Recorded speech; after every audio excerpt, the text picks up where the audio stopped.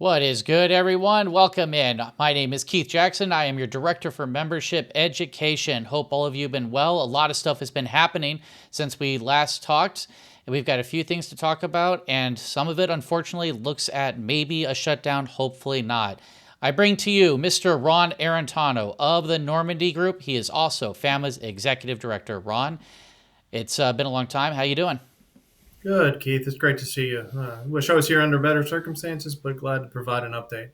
Yeah, unfortunately, this just seems to be the pattern with you and me right now. It is what it is, unfortunately. But let's just jump into it. I know I'm getting asked about it at work.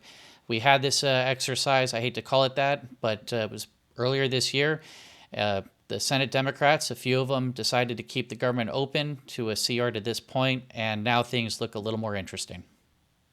Yep, that's right, Keith. And just as a refresher for everybody out there, obviously the current fiscal year we're running on a year long CR that, as you referred to, was passed back in March.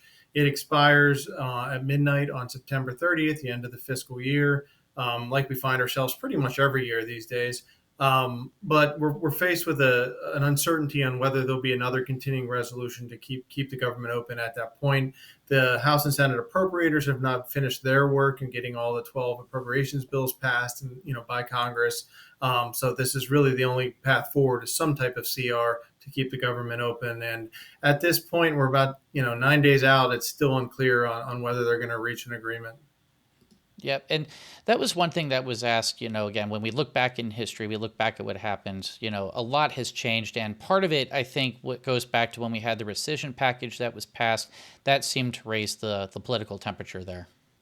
Yeah. It's a couple factors, Keith. Frankly, when you look back at what happened in March, as you alluded to, a number of Senate Democrats kind of crossed the aisle and voted with the Republicans to give 60 votes. Just as a little refresher on how the Senate works, you need 60 votes to move a bill forward and avoid any filibuster. So you need with 53 seat majority, the Senate Republicans do need about 7 Democrats to come across. And they did that back in March. And back in March, there was a lot of frustration amongst the Democratic base for some of those senators, including Senate Minority Leader Chuck Schumer, for doing so. So there's been pressure since then to not give in so easily and try to get something in return for those votes, some of their priorities. And one of the things the Democrats have really honed in on is an extension of the Affordable Care Act tax credits premiums, which expire at the end of this year. There's a number of Republicans who support this, but right now they're holding that up as kind of a trade-off, trying to get the Republicans to agree to that extension in exchange for agreeing to a CR. Yeah, and that was what I saw in the Senate, where I think what we had is we had two competing continuing resolutions essentially. One was the House, the version which is stated as a clean CR, and then we had the one that with the Senate Democrats that wanted their priorities in there. That's correct. And basically, what happened last week, and I'm glad you brought that up. What happened last week is you had the House on Friday morning of last week voted on the clean CR, which runs through November 21st. It's mostly clean. There are a few just small things that are attached to it, but nothing real controversial. And then you have in the Senate on Friday afternoon, they first voted on the Democratic alternative, which was the CR through October 31st, so just a 1 month CR, but would also include the Medicare and Medicaid provisions I referenced earlier. They defeated that on a pretty much a party line vote, and then they brought up the House passed Republican alternative for a vote shortly thereafter, and it got 54 votes with one Democrat coming across. That's Senator John Fetterman from Pennsylvania, but did not get the 60 vote requisite that they need to avoid the filibuster. And then shortly thereafter, both the House and Senate left town for this week. They were in recess this week for the Jewish holidays and won't return until next Monday at the soonest. And so that leaves you about 2 days out from a shutdown. Doesn't give you a lot of wiggle room or time to kind of negotiate things. And so far, there hasn't been much discussion back and forth between the parties. However, just late today, we learned that President Trump has agreed to meet with both Senate Minority Leader Chuck Schumer and the ranking Democrat in the House, Hakeem Jeffries, sometime later this week. We're not sure what to make of it, if there will be a breakthrough, what type of negotiation will come from that. But we're hopeful some type of breakthrough can be made that will help us avoid, what looks like a shutdown coming next week. Yep, and that led into my next question. Just what can get done in 2 days short of actually recalling everyone back and getting them on a plane? You just can't, it's not click your heels three times and everyone's back there, right? Exactly, exactly. Now, Senate Majority Leader Thune has indicated they just plan on bringing back up that same bill, hoping that the passage of time and the impending deadline will change a few Democratic senator minds to bring them back. Now, just to give you some of the gamesmanship that's going on, the House is even talking about not returning to October 2nd, so as to really put the squeeze on the Senate and make it clear that the Senate Democrats really have a decision make in this process. Yeah. So we all know what the consequences of a shutdown are, unfortunately, to where, anyone that's not essential, unfortunately, is going to be furloughed. And then those that are essential are going to be showing up, and then basically paychecks are deferred. But that from what I've heard from a few people, that's been the biggest concerns of hearing now that the House actually was not scheduled to come back. They can't honestly come back any sooner, can they? Not technically. They can come back at the whim of the speaker whenever they want. I mean, they technically could come back tonight if they were required to do so. But I do think they're trying to put the squeeze on Senate Democrats. So I do not anticipate them to come back, at least not until next Monday. And I'm not sure what you always got to think about optics. This is a political situation, so if that's the best optics for them to wait to October 2nd, probably not. So that they may very well just come back next Monday as well. And Democrats, from their perspective and the optics on their end, I mentioned the frustration from the base for not standing up a little stronger. You mentioned the rescissions package earlier this year. There's a lot of Democrats who were frustrated with previously agreed upon budget appropriations bills that had been clawed back by the current administration without any direction from Congress. And I think that has led to frustration with them as well. The thought being, why pass a bill when it may not even be adhered to by the administration? So you've got a lot of ill feelings on both sides at play here, and unfortunately, federal workers and FAA employees are caught in the middle as usual. Yep. So we're going to be keeping everyone up to date. We had an email update go out that was last week at the time of this recording. So watch your emails. We will be on this platform. Hopefully, we don't have to. This is not the funnest subject to talk about. We were going to talk about a few other things, but we decided this was going to be a little more pressing, considering the clock. Unfortunately, the clock and the calendar are not the best of friends. But we do have one good thing that we were able to accomplish legislatively, and it was actually in the NDAA. Yes, correct. That's correct, Keith. I'm glad you bring that up. Just a few weeks ago, the House considered the National Defense Authorization Act. That's a bill that's passed every year by Congress that funds the Department of Defense's programs every year.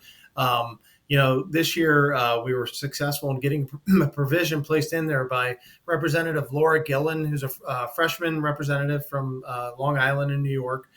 We happened to meet with her during our legislative fly-in this year and talked a lot about, manager and controller shortage issues that could be addressed by allowing DoD air traffic controllers, civilian air traffic controllers, to come across and work to the FAA if there's a desire to do so. So she put a provision in the NDA this year that would force the DoD to at least get back to them with a report on exactly, how could they do this? How long would it take? What are the impediments to doing so? Really pushing the issue further along. Now, we weren't successful on this issue in last year's FAA reauthorization bill to kind of get the ball rolling on this. This is kind of like a step two to really keep the finger on the button here in terms of encouraging DoD to do this. For all we understand, the FAA is supportive of this. There's just reluctance on the part of DoD.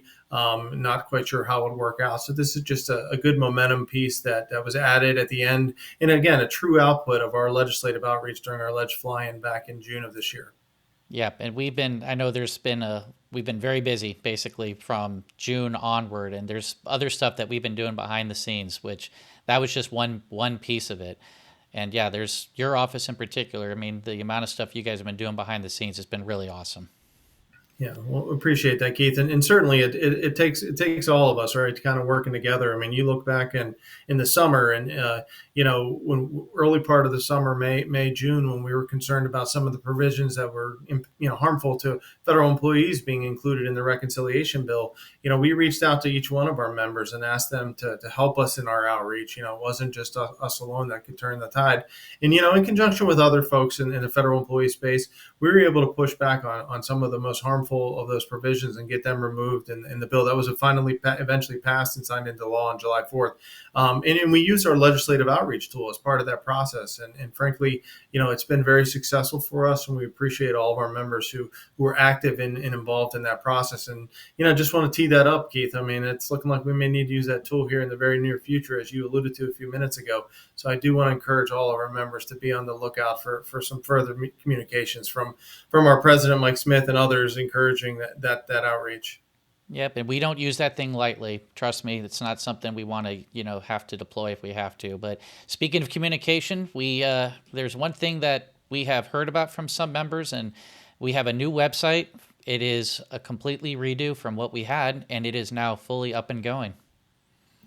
Yes, it is, Keith. And I had the privilege of being able to work with, FAAMA's communications director, Nick, and also an entire team in trying to pull together this website. I mean, it's a really fine product. It just recently was launched live, and encourage a lot of folks to go to FAAMA.org and check it out. It's going to be not only a great resource for who's who and what's what in FAAMA, it'll also be a good interactive tool for us to push out a lot of the great, not just legislative work we're doing, but education work we're doing, that you're doing as our membership education director, and many others within FAAMA. It's going to be a great outreach tool, and we're excited about all that it will, offer FAAMA as we move forward here. Yep.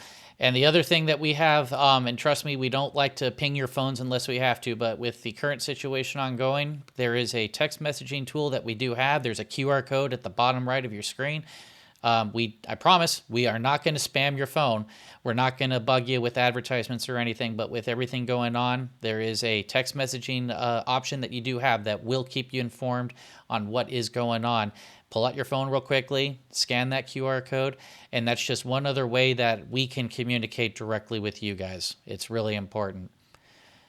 And Ron, that we knew it was going to be a quick update, one that we were going to not drag on too long. Everyone, we know what's going on in the news and everything. We wanted to give everyone some color. Any closing thoughts on this very brief update?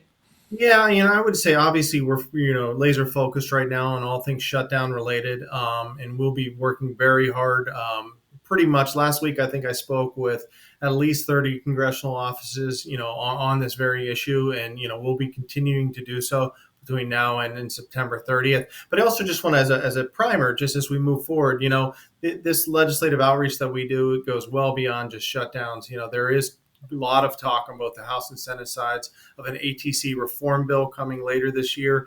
We've been asked by both the House Transportation Committee and the Senate Commerce Committee to submit some ideas as part of that legislative effort. So, once we get through this shutdown madness, we're going to be reaching back out and providing some updates, some exciting updates on a lot of important things that are coming down the pike in terms of the ATC reform effort being pushed by Secretary Duffy, Administrator Bedford, and a lot of other folks within the government, both on the House and Senate side, Democrats and Republicans. It is truly a bipartisan issue, and everyone's working together on it. So it's not all bad news here. There's some really good things coming out of Washington, and we look forward to keeping you all updated and engaging with you, and honestly using your outreach help and backgrounds to make sure FAAMA is an important player in all these discussions.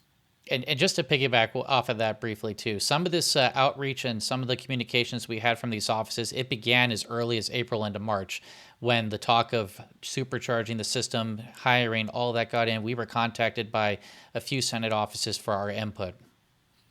Absolutely, and House office as well, Keith. House office as well. So, and my last point, Keith, I just add to this, just to wrap this up in a timely manner. We do have our convention coming up. I know you're going to mention it here in a second. I will be there. I will be talking about a lot of these subjects, and obviously be all around the convention floor, and open to having conversations off the floor as well. So please don't hesitate to come up to me, ask me some questions. If it's even a simple legislative question or political question, I certainly am more than happy to engage and provide my input and help you as best I can. But thank you again, Keith, for having this format and ability to reach our members. Absolutely, yep. And hopefully we get to talk about more cheerful things down the road. This summer was a very chaotic point in time for a few of us. I had a basement that decided to flood, and that was not a fun project to put together over a few months. But no, we do have to plug a few things. You did it perfectly. The convention is a full go, and we have pretty much sold out of rooms and everything. So if you're still trying to come, I'm not going to say good luck, but it's, go ahead, reach out. We'll see what we can do. And then the other event that is upcoming It is going to be our chapter operations training. This will be in January, and it will be early January, and it's going to be following our board of directors meeting. We did this in April. It was a huge success. We had over 20 people come, and this is a great chance to interact with your FAAMA leadership, figure out how to run a chapter, and also how we work nationally. We're going to talk to you about the committees. We're going to talk to you about all the stuff that goes on behind the scenes. And we're hopefully going to have Ron, have you there, Ron, if it's possible, along with Mike, Wayne, and others. We're doing this on purpose after the board of directors meeting to try to give you all that chance. Ron, thank you again for coming. Hopefully we don't have to chat about the gloomy subject, and we can keep it all convention after this. He's Ron Eritano of the Normandy Group. I'm Keith Jackson. Until we hit that record button again, have a good one.